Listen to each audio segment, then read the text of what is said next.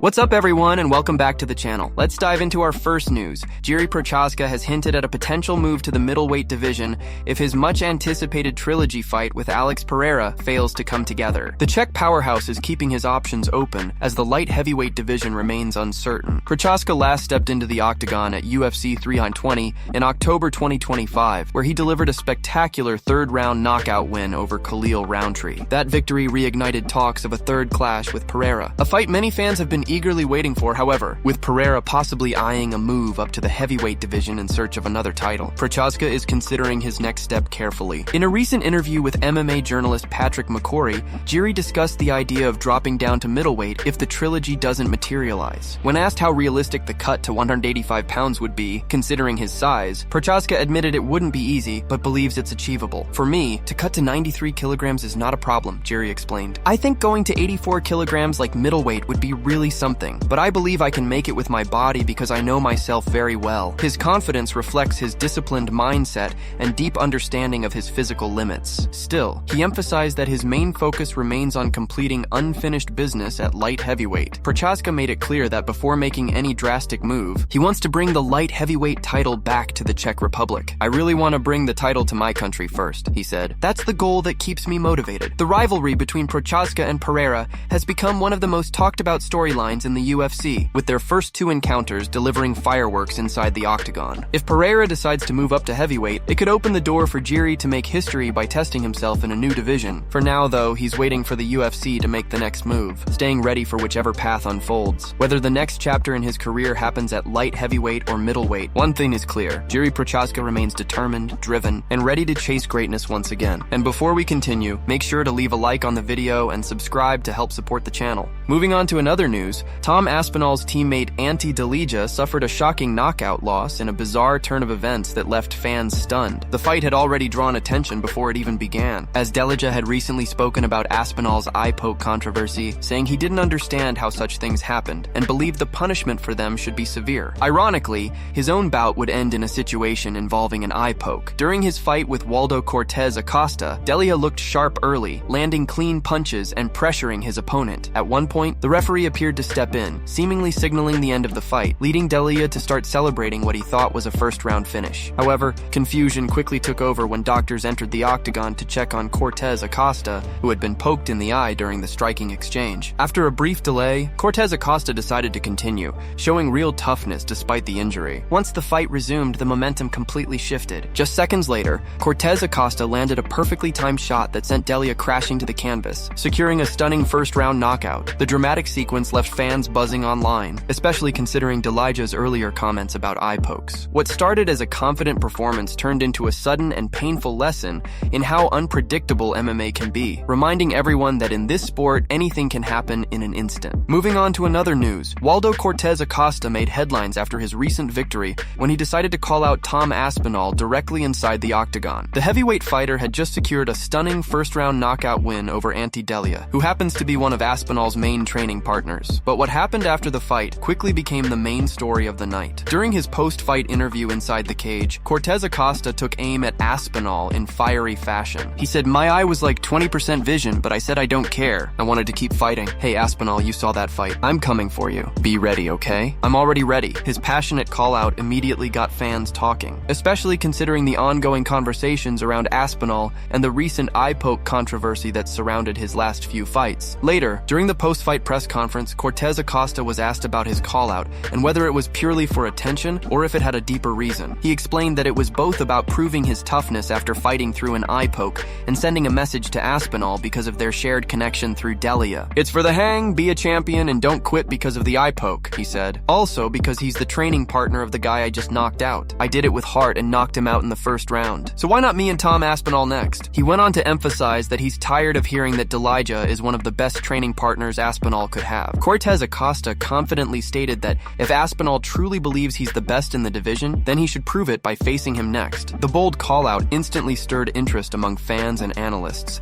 setting the stage for what could become another heated storyline in the heavyweight division. Moving on to another news, Chael Sonnen has reacted to Henry Cejudo's latest comments about Khabib. Recently, Cejudo made headlines when he claimed that his career achievements are more impressive than Khabib's. Speaking on the Pound for Pound podcast, the former two-division UFC champion explained why he feels feels his resume outshines the lightweight legends. Cejudo stated that he respects Khabib, but doesn't believe he's done enough to be ranked above him. He revealed that he once had a heated conversation with Khabib about this very topic, telling him directly that he didn't see him as being in front of him in terms of legacy. Cejudo argued that while Khabib was dominant, he stayed in one weight class his entire career. The Olympic gold medalist insisted that if Khabib had moved up in weight and captured another title, it would have elevated his greatness to a new level. He went on to say that he genuinely believes Khabib could have been successful even at middleweight, claiming his skill set could potentially earn him a title at 185 pounds despite being a natural lightweight. Cejudo's remarks sparked a big debate across the MMA world, and one of the first people to respond was Chael Sonnen. During a recent episode on his YouTube channel, Sonnen disagreed with Cejudo's assessment. He said that he wouldn't put Henry ahead of Khabib just because Henry fought in multiple divisions while Khabib stayed in one. According to Sonnen, going undefeated carries a level of prestige that's hard to argue against. He admitted it's a fun debate between two great fighters, both with incredible achievements, but stressed that remaining undefeated at the highest level is something truly special. Sonnen pointed out that while winning titles in two divisions is impressive, Khabib's 29-0 record, including 13 straight wins in the UFC, speaks volumes about his dominance and consistency. He reminded fans that maintaining a perfect career against the world's best fighters is an accomplishment very few can match. After discussing Cejudo and Khabib, Sonnen shifted gears to address Ronda Rousey's recent comments about MMA fans. Rousey had told comedian Bert Kreischer that fans are fickle and quick to turn on fighters once they lose. Sonnen responded by saying that Rousey still doesn't fully understand how fans operate. He explained that most people simply don't think about fighters on a personal level. Fans only engage when a fighter is active or in the spotlight. According to Sonnen, it's not that fans hate or love fighters, they're just invested in moments. He emphasized that the problem with Rousey's perspective was that she believed fans truly loved her during her peak. In reality, they were just caught up in her success story. Sonnen concluded by saying there's nothing cruel about that. It's simply the nature of being a public figure in sports, both discussions. Cejudo comparing himself to Khabib and Rousey criticizing fans show how the MMA community continues to spark heated conversations about legacy, loyalty, and fame. Moving on to another news, Charles Oliveira has opened up about his loss to Ilia, admitting that he made a crucial mistake during their fight. Reflecting on the matchup, Charles said he should have stayed at range and used his striking and grappling more intelligently instead of getting drawn into a dangerous exchange with the shorter, power-punching boxer. When a fan pointed out that Ilia had eaten one of his sharp elbows without going down, Oliveira responded honestly, saying, "Because I was stupid. The guy is shorter than me, a boxer. What should I have done? Stay on the outside, kick him, make him come forward, and then shoot for the takedown. But what was I thinking? I tried to take him down and put my hands on him. I did throw my hands, but he landed first, so I was stupid. It happens." Oliveira went on to say that mistakes are part of the fight game, and that every great fighter experiences moments like this. "It's all in your mind," he said. "You have to come back again. That's what happened. We come back stronger." Despite the loss, Charles's humility and willingness to take accountability have earned him praise from fans and fighters alike. His comments reflect the mindset of a true veteran, someone who learns from defeat, grows through experience, and is always ready to return stronger the next time he steps into the octagon. Moving on to another news, Islam Makhachev has opened up about the ongoing talk surrounding a potential return to lightweight to face Ilia. Even though Islam has officially moved up to the welterweight division to chase a new title, speculation about a possible showdown with Ilia continues to dominate MMA discussions. However, with his welterweight debut just weeks away, it doesn't sound like he's taking that idea too seriously right now. Makhachev vacated the lightweight title earlier this year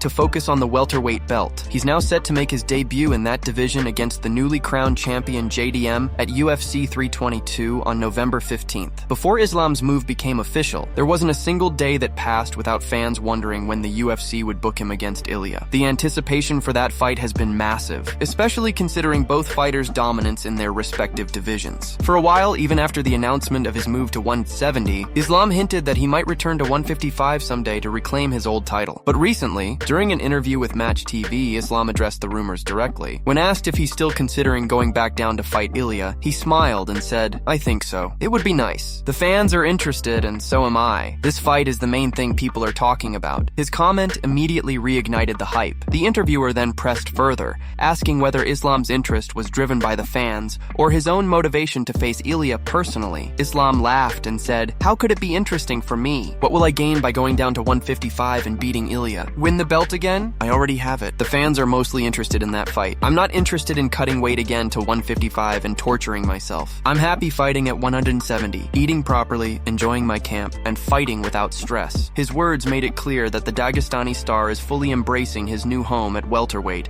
and isn't eager to revisit the grueling cuts of his lightweight days. Still, Islam didn't completely close the door on the idea. Both fighters have expressed mutual respect, and Ilia himself has mentioned the possibility of moving up to welterweight in the future, which could set the stage for an even bigger showdown. Fans continue to dream about a super fight between the two champions, one that could define an era in MMA. During the same interview, Islam was also asked a fun question about which 3 fighters he would choose as allies in a street fight. Interestingly, Arman was asked a similar question earlier this year and picked Khabib, Khamzat, and Islam. Makhachev's own list included Khabib, Daniel Cormier, and Cain Velasquez. When the interviewer joked that Cormier is now in his 40s, Islam burst out laughing and replied, "Cormier can be thrown forward as a shield." The playful comment showed Islam's trademark humor and close friendship with his longtime mentor and teammate. As he prepares for his next big challenge at UFC 322, Islam Makhachev seems more focused than ever. Whether his path eventually crosses with Ilia's remains to be seen. But for now, the lightweight king turned welterweight contender looks ready to conquer new ground. Moving on to another news, Dan Hooker has teased some brand new moves ahead of his highly anticipated fight with Arman later this month. The lightweight contender is ready to make his first appearance of 2025 when he steps back into the octagon at UFC Qatar on November 22nd. Fans are buzzing about this one, as Hooker and Arman are set to headline the card in what promises to be a high-paced and explosive battle. This will be Hooker's first fight since August of 2024, when he picked up a razor-close split decision victory over Mateusz Gamrot. He was originally expected to face Justin Gaethje earlier this year in what many fans called a dream matchup. However, a broken hand forced the New Zealander to the sidelines, delaying his return. Now fully healed and feeling sharper than ever, Hooker says that injury might have actually been a blessing in disguise. While speaking with Heavyweight MMA, Hooker revealed that his time away gave him the opportunity to focus on developing new weapons and refining other aspects of his game. "Oh, I think everything will just be flying," he said with a grin. "Yeah, I'm feeling pretty dangerous at the moment. I just can't wait. I can't wait to get the pads off and start firing some knees and elbows down range, brother. I feel like I've been working on a lot of different things and mixing in more tools. I'm just more comfortable with all my different weapons now." Hooker explained that since his left hand, his most powerful tool,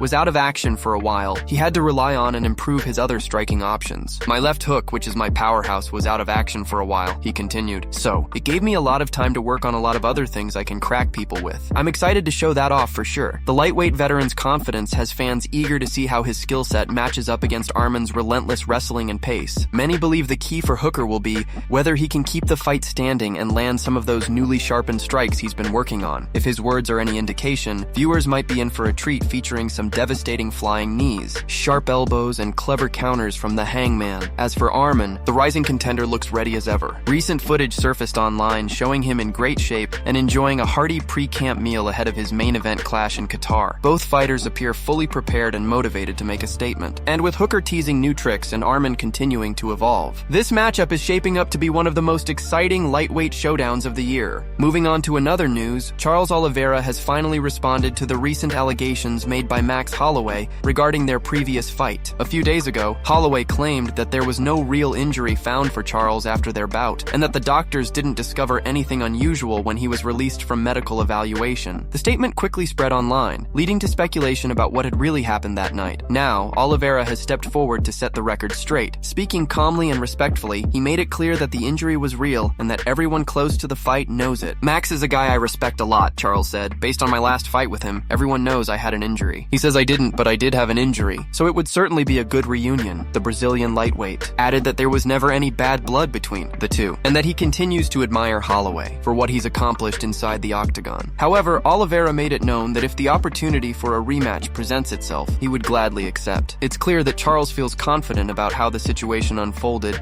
and is eager to prove himself once again if they cross paths. With both fighters in top form and mutual respect still in place, fans are already buzzing about the possibility of seeing these two warriors share the cage again in the near future. Moving on to another news, Alex Pereira has revealed that he chose to ignore the UFC's medical advice following his recent foot injury. The reigning light heavyweight champion, one of the biggest stars in the sport, admitted that despite the doctors urging him to stay off his injured foot and wear a protective boot for several more weeks, he decided to take a different route in recovery. At UFC 320 last month, Pereira kicked off his second reign as the UFC Light Heavyweight King with a dominant win over Magomed Ankalaev. It was a short but brutal fight where Pereira once again showcased his elite striking, finishing the bout with devastating precision. Despite Ankalaev landing just a handful of strikes, Pereira didn't escape unscathed. After the fight, he revealed that he had actually broken his foot during the contest. In a recent interview with MMA Oi, Pereira opened up about his recovery process and explained why he decided not to fully follow the medical plan set out by the UFC doctors. "The UFC doctors told me to wear the boot for another 6 weeks," Pereira said. "They wanted me to keep it on, but I wasn't sure. I got some more opinions. On one hand, it's good, but on the other hand, I could atrophy my foot a bit more and make it harder to move around." He went on to say that after the initial pain subsided, he felt confident enough to start moving again. "The pain was okay after a few days, maybe a week. I was fine with the boot. I didn't take it off for anything except a shower. I think it worked right, and now it's fine. Walking feels good. If I kick, obviously it's going to hurt, but I think it's healing the right way." The Brazilian powerhouse is known for his toughness and old-school mentality, so it's not too surprising that he decided to trust his instincts over strict medical instructions. However, this decision could raise some eyebrows within the UFC. While the promotion likely won't have an issue with it if Pereira's recovery continues smoothly, there could be problems if complications arise from him ignoring the medical advice. If his injury worsens or delays his return, it could have major implications for the UFC's plans. The promotion has been eyeing Pereira for several massive potential matchups, including a rumored super fight with John Jones, possibly at the highly anticipated White House card next June. Any setback in Pereira's recovery could disrupt that timeline and frustrate the UFC, especially considering how valuable he is to the company's pay-per-view lineup. Still, Pereira remains optimistic and confident that he's on the right track. His mindset and commitment to staying active show the same determination that made him a two-division champion. As long as his foot continues to heal properly, fans might not have to wait long to see the feared striker back inside the octagon, ready to unleash his thunderous kicks once again. That's it from MMA Pulse News. Thanks for watching. Don't forget to leave a like and subscribe for daily MMA news.